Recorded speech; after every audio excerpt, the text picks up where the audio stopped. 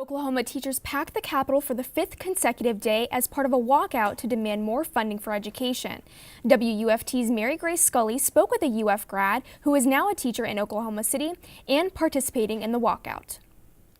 I spoke with Avery Smith, who is now a 9th grade math teacher at a low-income school in Oklahoma City. He's taking the strike a step further with a personal hunger strike until the walkout ends.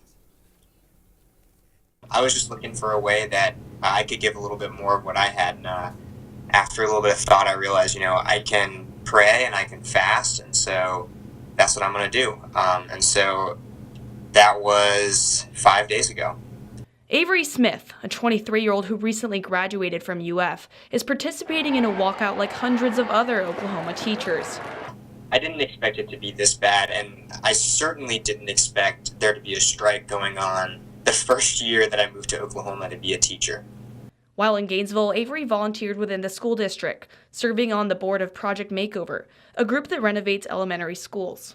I think it's very evident that he believes that passionately because he was involved in it here at college and took it a step further and wanted to be a teacher and influence students' lives in that way after college as well.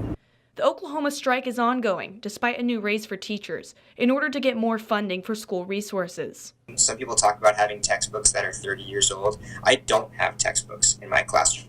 Avery says all of his students qualify for free or reduced lunch. Florida experienced a similar strike 50 years ago. Working conditions and pay was so bad in the state of Florida that over 10,000 teachers across the entire state walked out of their jobs. Schools were shut down. The Florida Teachers Union formed as a result, which is why Florida teachers are now barred from striking. Strike is the last thing you want to do. It's really when you're at desperation. But until a resolution is found in Oklahoma, Avery says he will stick to only water and Gatorade. At the end of the day,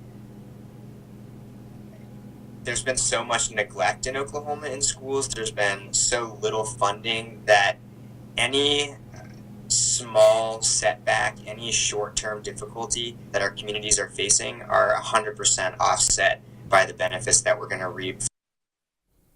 Oklahoma lawmakers are scrambling to look at different tax ideas that would cover putting more millions into education.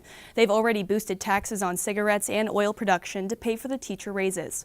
Mary Grace Scully, WUFT News.